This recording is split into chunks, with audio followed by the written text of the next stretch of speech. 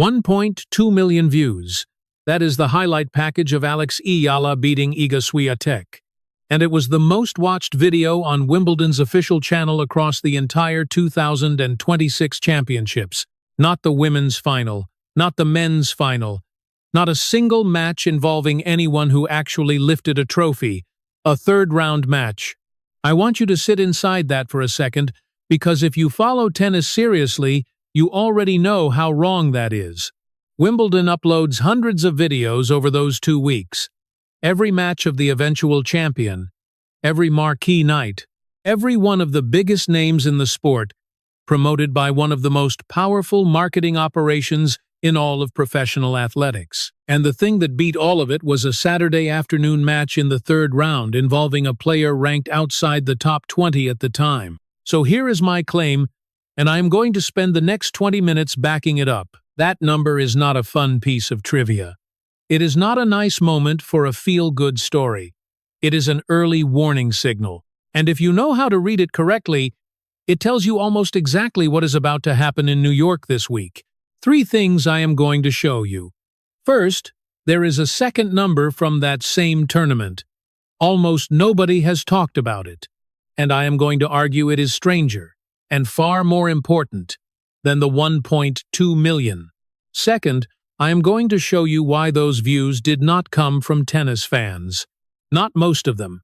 And once you see where they actually came from, the entire thing reframes. Third, I am going to show you what tournament executives and brands quietly did after they saw this data. Because they did act, they acted fast. And the evidence is sitting right there in the US Open schedule if you know where to look. So let me be clear about what this is. This is not a match recap. I am not going to talk you through the tiebreak point by point.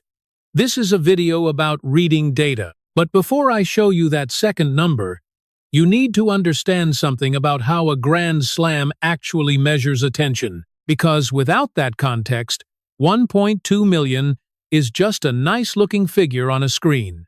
Wimbledon's official channel publishes hundreds of videos across the fortnight, and the whole system, from the upload schedule to the thumbnail strategy to the way the algorithm distributes it all, is built so that one thing rises to the top, the final. Everything funnels toward the champion.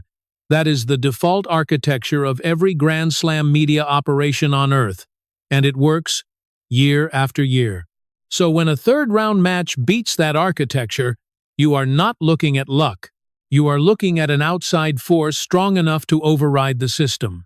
Think of it this way. Imagine a movie that opens in 200 theaters, outselling a movie that opens in 4,000. Nobody would say the small movie got lucky. The distribution was not the variable. Demand was the variable. Something was pulling people in that the wide release simply did not have. That is what happened here. Now, quickly, for anyone who is new to this, Alex Eala is 21 years old, born in Quezon City. Left-handed, she left the Philippines as a kid to train at the Rafa Nadal Academy in Mallorca, which is where she has spent most of her formative tennis life. This year, she became the first player from the Philippines to win a WTA Tour singles title. Not the first woman, the first player. A country of over 100 million people had never produced one until August 3rd of this year.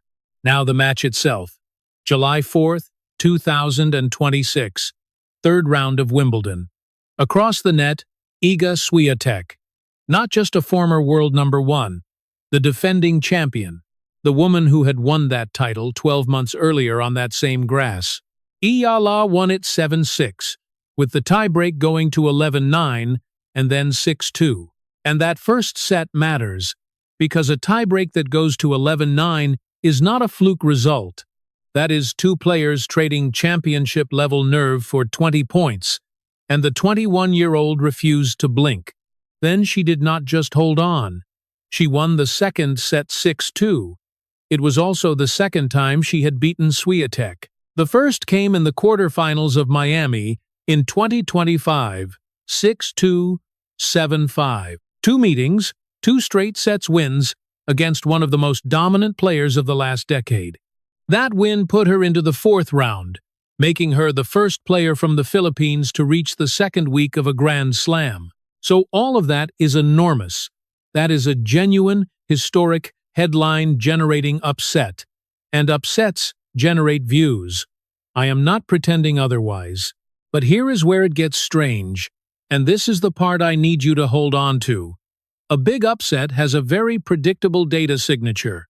It spikes hard within the first 24 hours, holds for maybe another day, and then it collapses. The news cycle moves on, the tournament moves on. By the time the semifinals arrive, nobody is clicking a third-round highlight from 5 days earlier. That is the pattern. Every single year. Every single sport. That is not what happened here. This one did not collapse. It kept climbing while the tournament kept going. Past the quarterfinals, past the semifinals, past the final itself, until it finished on top of everything Wimbledon had produced in 2 weeks. Which means the audience watching it was not following the tournament. If you find this kind of breakdown useful, the numbers behind the sport rather than just the scoreline, that is basically all I do on this channel, and following takes about a second. It matters more than you would think for stuff like this getting seen. Because now we arrive at the real problem with the story everyone told about that match. Everyone framed the 1.2 million as proof that people wanted to see Swiatek get beaten. A giant killing. A great sporting moment, but if that were true, then the second most watched video of the entire tournament would also be a match. Another upset. Another dramatic finish. It was not a match at all. And that second number is where this whole thing cracks open. I genuinely believe it is the single most valuable indicator in women's tennis this season, and almost nobody has looked at it properly. The second most watched video of the entire 2026 championships was Alex Eala's press conference, roughly 580,000 views. Her press conference. I want you to picture exactly what that is, because I think people hear the words and skip past them. A press conference is a gray room, a table, a microphone, a young woman sitting in front of a sponsor backdrop answering questions from reporters who need quotes for a deadline. There is no music, no slow motion, no crowd noise, no editing. Nobody hits a single tennis ball at any point. It is, without question, the least entertaining content a Grand Slam produces. It exists to serve journalists. That is its entire purpose. Nearly 600,000 people watched her talk. And that distinction is the whole game, so let me put it as cleanly as I can. A highlight reel proves people want to watch the tennis. A press conference proves people want to watch her. Those are two completely different products, and only one of them survives a first-round exit. So the question becomes obvious. Who are these people? Because they are not the traditional Wimbledon audience. That audience watches the final. That audience is not sitting through 11 minutes of media questions about grass court footwork at 3 in the morning local time. So who is? Now, let me show you the same signal appearing somewhere else entirely, because this is where it stops being an internet story. Washington, D.C. Early August. The D.C. Open. Mark Ein is the chairman there, the man whose company took over running the tournament back in 2019, so he has seen plenty of ticket cycles and plenty of star power roll through his event. Before Eala hit a single ball, his ticketing team came to him with a breakdown of the inquiries they were receiving from the public. At least 80% of them were about her. 80% in an American capital. In a draw featuring Jessica Pegula, the top seed, an American, a woman who had been ranked inside the world top 5. In a field with Naomi Osaka, a 2-time U.S. Open champion and one of the most recognizable athletes on the planet. 80% of the questions were about a 21-year-old from Quezon City who had never won a tour title in her life. And notice what a ticket inquiry actually is. It is not a view. It is not a like. It is a human being who has decided to spend money and physically travel somewhere. It is the most expensive form of attention that exists in sport, and it is the hardest to fake. She had 80% of it before she played. Then the tournament happened. She beat Zheng Qinwen, Leylah Fernandez, and Naomi Osaka on the way to the final, and then rain pushed the championship match into Monday, which, for a tournament, is close to worst case. People have flights, people have jobs. Monday finals play to half-empty stands. They came back anyway. Philippine flags all through the stands. On a Monday, Ein said afterward it might be the greatest crowd the tournament had ever had. So, one-off? A DC thing? A city with a large Filipino-American population having a nice moment? Toronto answered that 2 days later. Tickets for her opening singles match at the National Bank Open sold out in under 30 minutes. Not the session, not a tournament pass. Her match. They had scheduled her on the grandstand court. Then they looked at demand and realized that was not going to work. The tournament director confirmed they moved all of Eala's matches to center court because nothing smaller could hold the people who wanted in. An entire Masters-level tournament, redesigning its own schedule around a player ranked 20th in the world. And then they did the thing I have genuinely not been able to stop thinking about since I read it. They put chicken adobo on the concession stands. Read that back. A tennis tournament in Canada looked at the people walking through its gates and changed the food it was selling. Not a themed promotional night. Not a marketing stunt with a hashtag. An actual menu decision at actual concession stands because somebody in operations worked out that the crowd coming in was Filipino and would like something familiar to eat. Tournaments do not change the menu for a player. Tournaments change the menu for a demographic, and there were plenty of them. The Greater Toronto Area is home to more than 250,000 people of Filipino descent. Toronto did not manufacture that crowd. Toronto just happened to be standing where the crowd already lived. Afterwards, Eala said there were so many Filipinos out there, so many flags, and that she was eternally grateful. She said she felt at home. So now, stack it all together. 580,000 views on a press conference. 80% of ticket inquiries in Washington. A 30-minute sellout and a menu change in Toronto. These are not three separate stories. This is one audience showing up through three different doors. But here is the thing.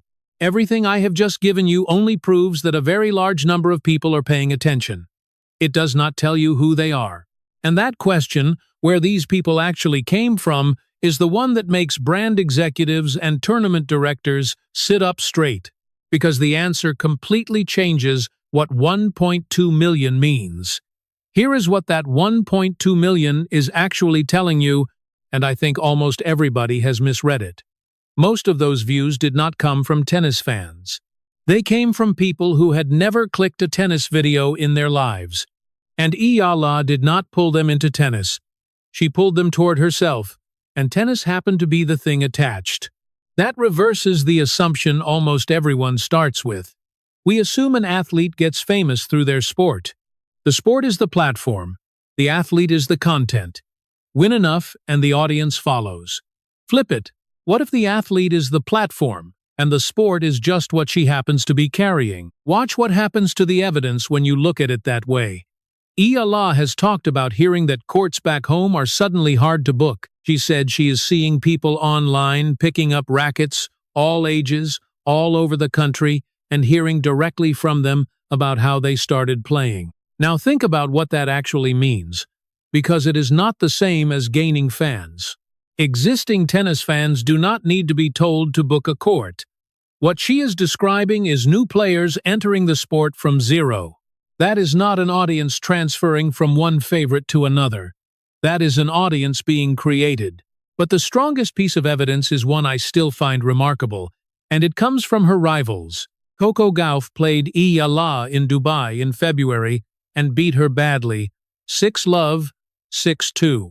The crowd that day was overwhelmingly pro-Eala in a stadium in the Middle East, which tells you something on its own about where the Filipino diaspora lives. Afterward, Gauff spoke warmly about Eala in her press conference, and then this happened.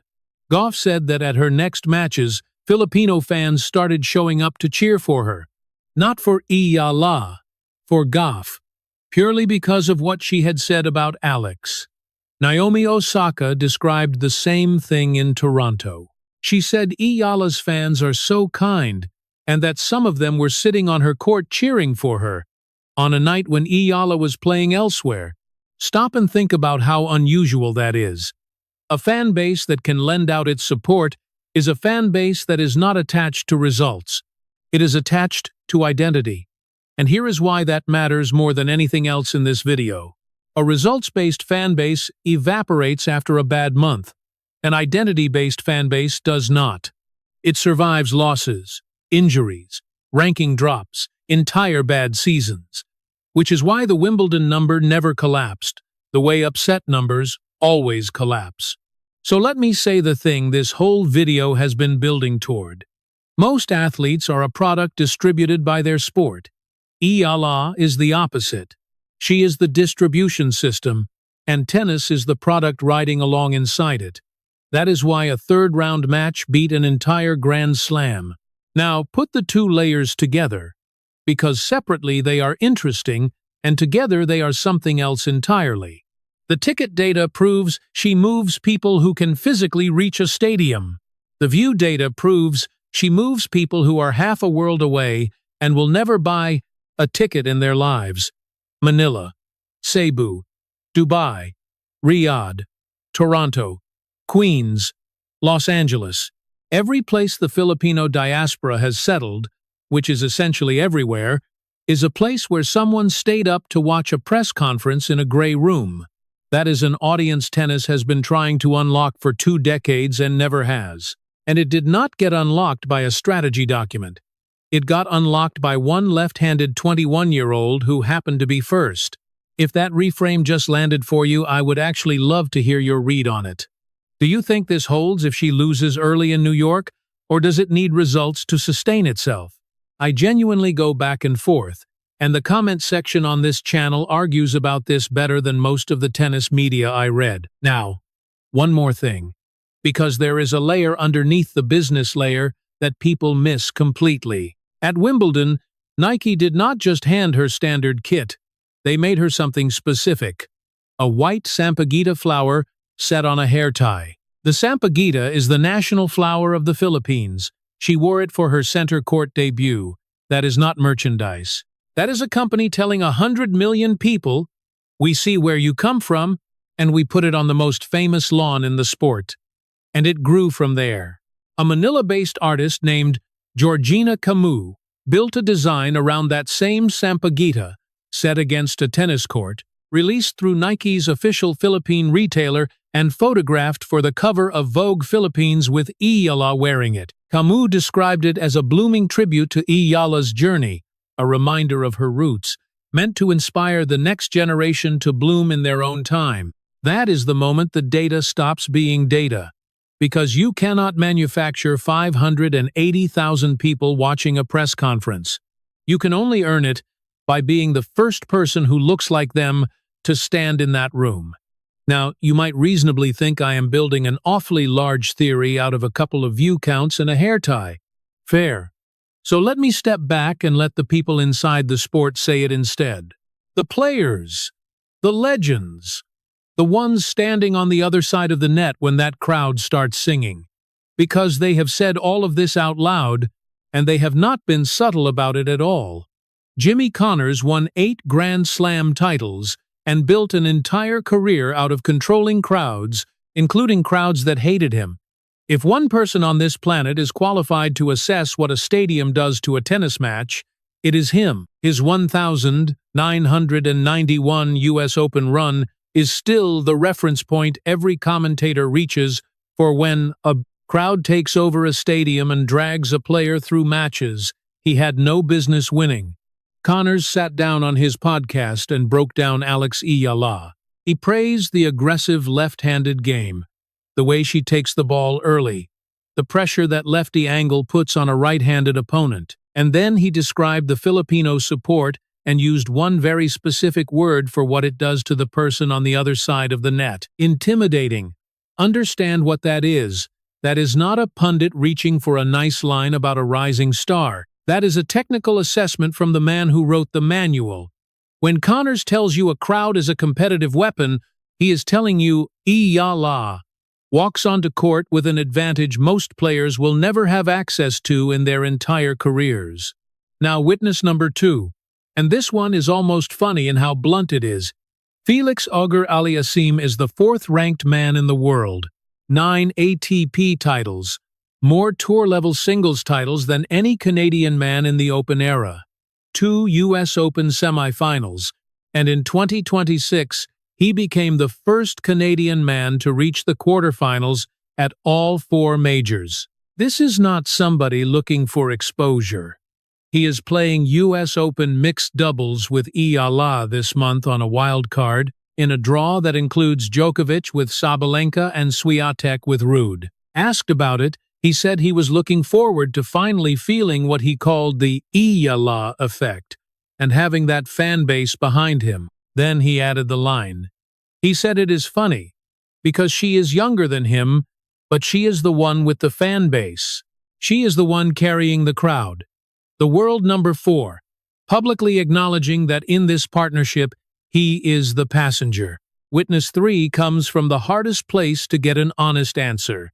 Someone who just lost to her. Naomi Osaka, 2-time U.S. Open champion, beaten by Eala in the Washington semifinals.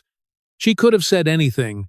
What she said was that Eala is building a new community, that her fans are extraordinarily kind, and then she said, the quiet part in the plainest commercial language anyone has used about it. She sells a lot of tickets. That is not a compliment about tennis. That is evaluation. So now let us do the cold math, because this is where the whole thing snaps into focus. Eala is on track for a career-high ranking of number 18 when the official list updates on August 24th, which projects her as roughly the 17th seed in New York. That would make her the highest-seeded singles player from the Philippines in Grand Slam history. Her previous best was seeded 29th at Wimbledon in July. Now look at everyone clustered around her. Ranks 15 through 25. Excellent players. Several with deeper career resumes than hers. More titles, longer runs, better head-to-heads. Not one of them sells out a session in 30 minutes. Not one of them forces a tournament to change its concession menu. Not one of them puts a third-round highlight package at the top of a Grand Slam's entire content library for the year. That gap between what a player is worth on a scoreboard and what a player is worth in attention is normally tiny. For almost everyone in professional tennis, those two numbers move together. Win more, matter more. That is the deal. For Eala, the gap is enormous. She is priced like the 18th best player in the world and consumed like a top 3 star. And now the prediction, because I want to give you something specific you can check rather than a vague feeling. The number to watch at this U.S. Open is not her first serve percentage. It is the view count on her first-round highlight package compared to every other first-round match in the same draw. Here is why. Wimbledon was played in European time.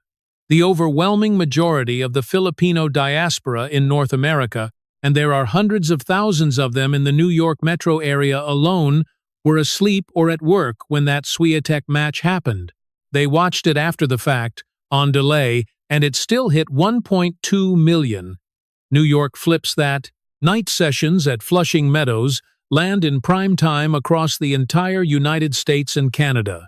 Every one of those people can watch it live, which means, if the pattern holds, 1.2 million is not the ceiling, it is the floor. So when Alex Eala walks out at Flushing Meadows this week, I want you to understand exactly what you are watching.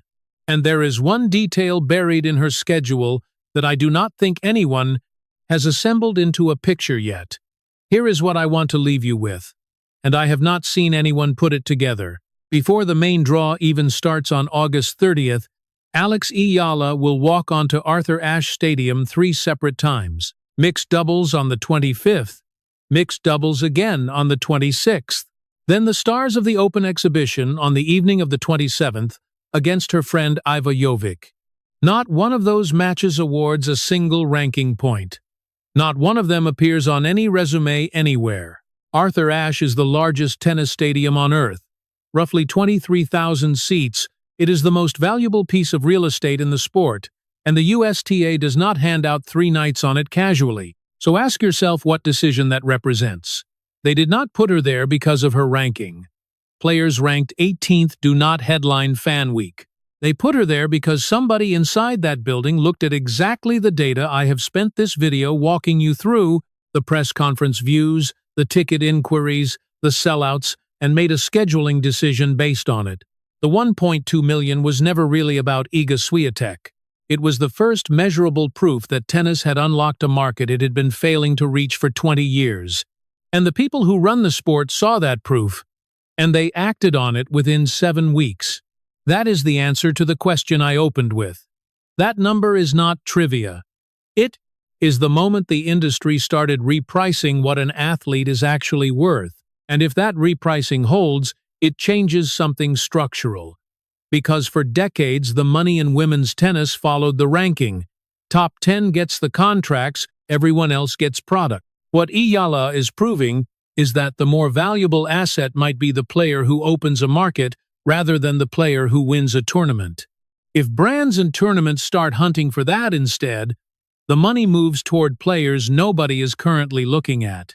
That is much bigger than one match. So the real question is not whether 1.2 million was impressive. It is what that number becomes in New York, in prime time, with millions of Filipinos across North America finally able to watch live instead of on delay. Does it double? Does it triple? And at what point does it stop being a nice story about a rising star and start being a permanent change in how this sport allocates attention and money? I do not know yet. Nobody does, but I am going to track it round by round through this tournament, pulling the actual view counts and putting them side by side with the rest of the draw, because I think this is the most interesting story in tennis right now, and almost nobody is telling it this way. If you want to see the numbers as they land, rather than reading a summary 6 months from now, following is how you get them at the same time I do. And give me your prediction in the comments. What does her first round highlight package do at this US Open? Throw a number out there. I will come back at the end of the tournament and we will find out who called it.